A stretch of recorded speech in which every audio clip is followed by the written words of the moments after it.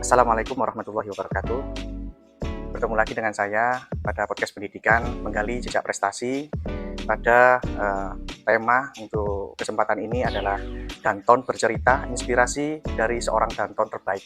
Ya, sekarang ini saya berada di lembaga yang sangat saya cintai. Ya, kebetulan saya alumni dari Madrasah Aliyah Negeri 1 Pasuruan. Kalau dulu Bangil. Ya, di sini saya akan ditemani oleh pelajar yang sangat luar biasa, Danton yang ingin sekali saya menggali jejak prestasi dari Danton di sebelah saya ini. Di sini ada narasumber saya pada kesempatan ini, ada Mas Ilham ya, Mas Ilham ya. Nanti Mas Ilham bisa menyampaikan sekaligus memperkenalkan diri. Silakan Mas Ilham.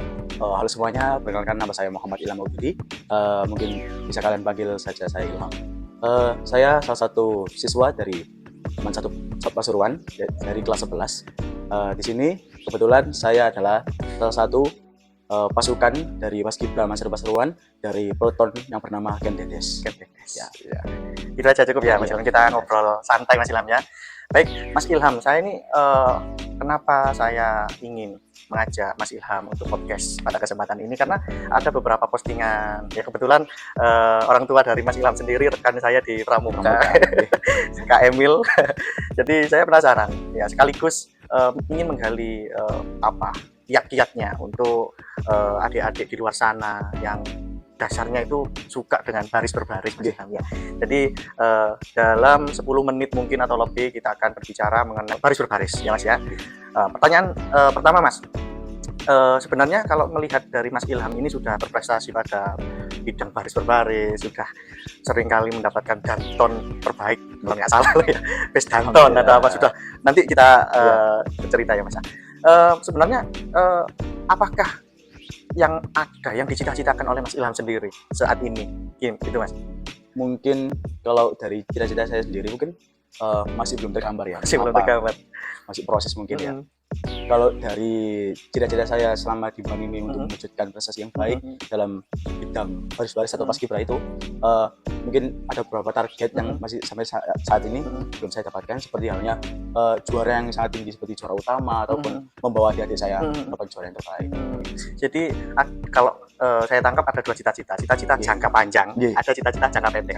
Jadi cita-cita jangka pendek dari Mas Ilham ini selaku Danton juga masih belum bisa mendapatkan juara umum, juara utama. Tapi kalau secara individu Mas Ilham sudah mendapatkan, iya apa enggak Mas ya? Tapi untuk satu grup mungkin namanya, satu peloton itu masih belum. Ya mungkin setelah ini ya Mas Ilham ya, kita sama-sama berdoa. Insya Allah kalau saya lihat tinggal sedikit lagi. Kalau pemimpinnya seperti Mas Ilham sudah Best Danton, sudah macam-macam ya Mas Ilham ya. Sudah berapa banyak Mas Ilham? Kira-kira? Saya udah menjalani event LKPB itu 4 kali di Alia, di jenjang Alia. Ya, di jenjang Alia 4 kali ini. 3 kali terakhir ini secara berturut-turut mendapatkan alhamdulillah Best Danton.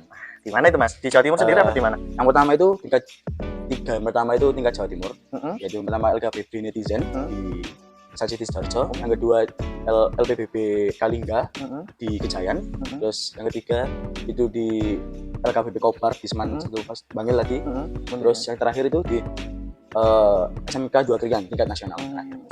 Ya, nanti saya ingin lebih banyak tahu video-video perlombaannya itu Mas. Ya. Oke, Mas Ilham, untuk pertanyaan selanjutnya Mas. Tentunya siapapun yang menyaksikan ini anak-anak yang sangat luar biasa hebatnya dimanapun berada, pastinya ingin tahu apa awal mula Mas Ilham bisa termotivasi untuk bisa ikut LPB sampai sekarang malah menjadi bukan hanya anggota tapi Danton ya, sebagai sopirnya ini. Bagaimana Mas ceritanya Mas? Mungkin dari awal sih saya nggak ada basic atau kemampuan untuk ikut organisasi Paskim ini. Mungkin dari pengaruh orang tua keluarga itu di bidang itu, bahkan juga ibu saya di bidang pramuka. Luar biasa. Kalau ibunya Mas Ilham ini luar biasa. Meskipun perempuan, wah semangatnya sangat luar biasa. Salah saya Mas.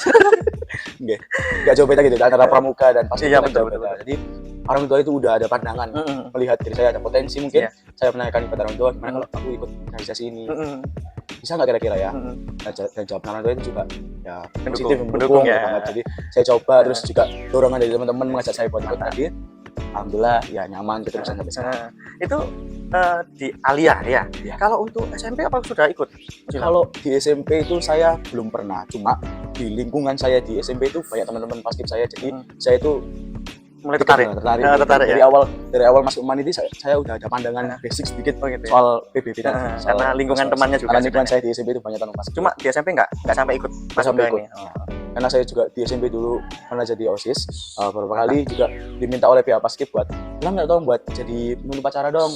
Jadi ilmu mereka itu saya pelajari. Jadi alhamdulillah bermanfaat banget. Jadi terkadang orang tua ataupun peserta didik itu kalau ikut OSIS, dikiranya itu OSIS itu menakutkan, nanti nggak ikut pelajaran. Padahal saya sendiri juga ikut OSIS waktu itu ya. Padahal di dalam organisasi siswa tersebut itu membentuk percaya diri, karakter, disiplin dan sebagainya. Banyak ini. Banyak banget. Kalau alasannya hanya nanti pelajarannya ketinggalan nggak sampai, nggak maksudnya salah kaprah ya Mas ya. Malah kita menjadi siswa yang percaya diri ya. Apalagi nanti kita akan balik lagi ke lingkungan masyarakat. Jadi seperti itu ya Mas ya ceritanya ya, awal mulanya ya. Seperti itu. Oke. Mas, pastinya di suatu organisasi, apalagi di baris berbaris itu pasti ada keseruan, yang ada keistimewaan yang tidak terlupakan. Apa contohnya Mas? Kalau dari keseruan selama mengikuti organisasi ini sih banyak banget ya. Dari rasa kekeluargaan antara teman-teman, terus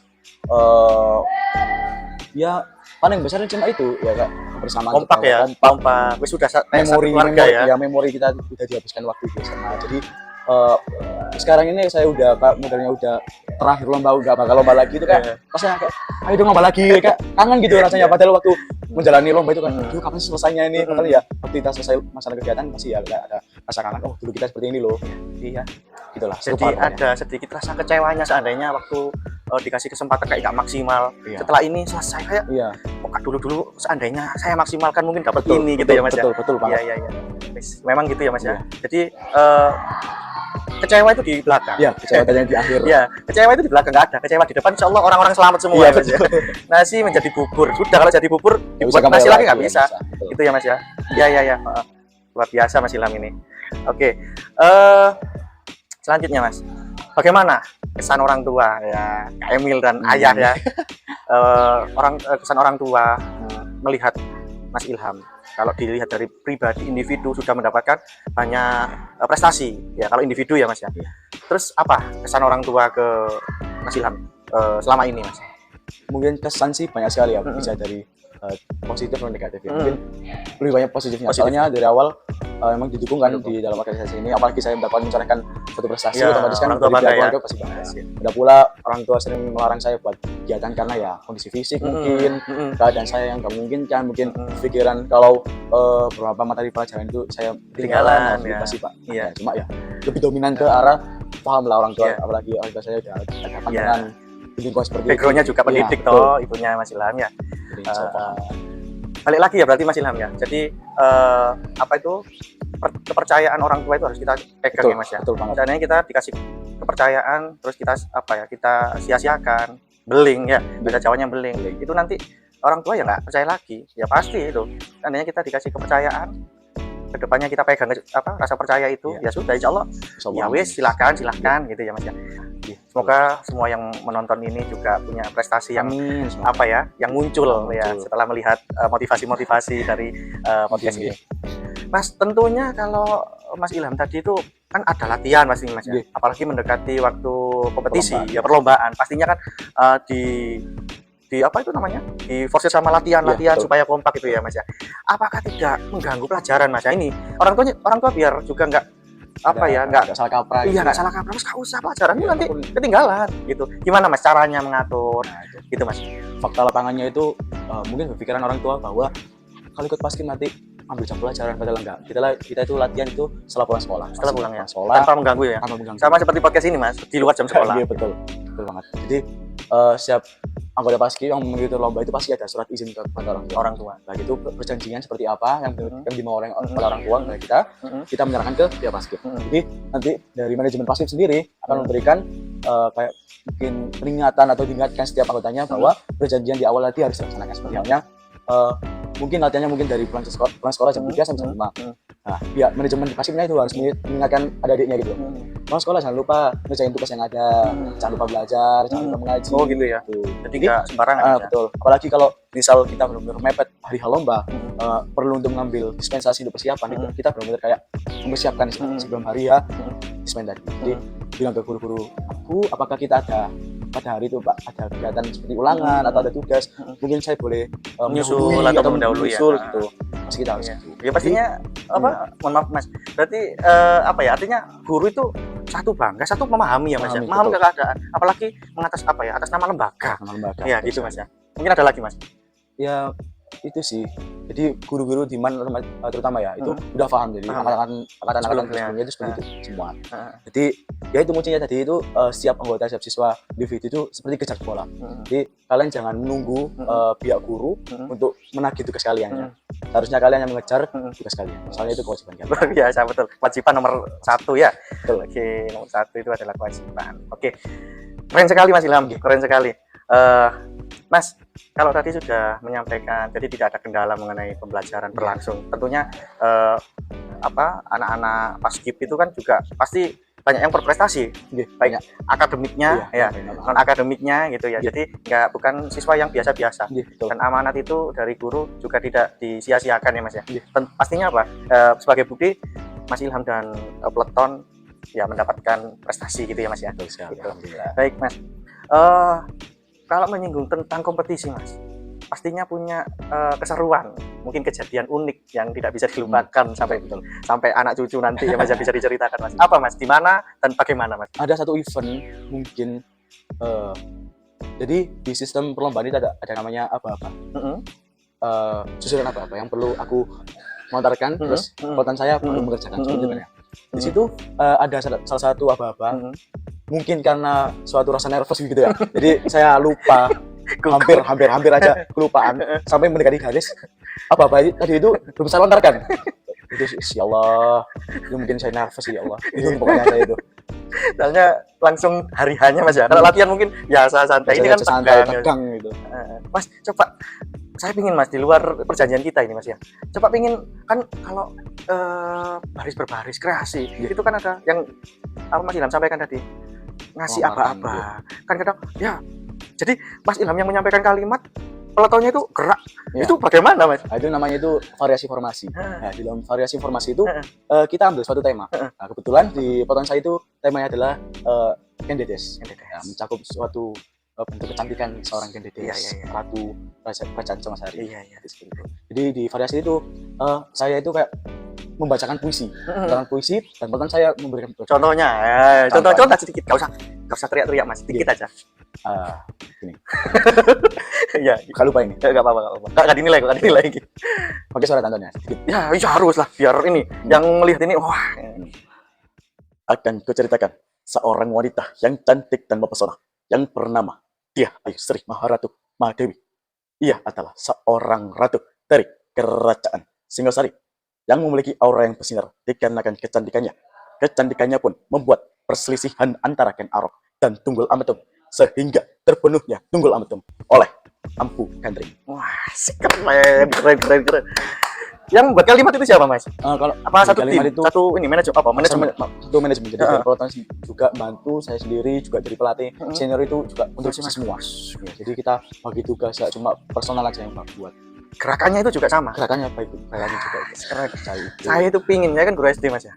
Pingin sekali mencari pelatih, mencari pembina. Saya sendiri ya angkat tangan nggak bisa. Cuma kalau LBB dasar bisa hadap kanan, hadap kiri, hormat, istirahat di tempat. Tapi kalau untuk ini mungkin ke depan ya Mas Ilham mungkin bisa saya tawarkan. Insyaallah. ingin sekali ya. Itu kan ilmu Mas ya. Enggak apa-apa kan Mas ya. Luar biasa.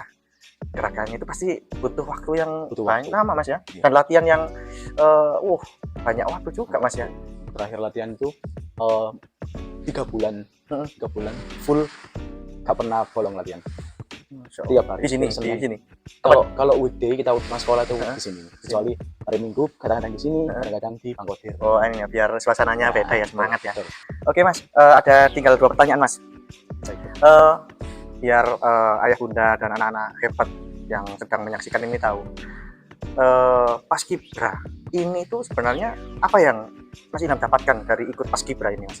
Baik, dari Paskibra sendiri ya, yang pertama itu saya mendapatkan ilmu dari tadi itu PBB, terus lain-lain juga pengalaman mencoba suatu tantangan yang baru itu sampai kesan dalam hidup saya.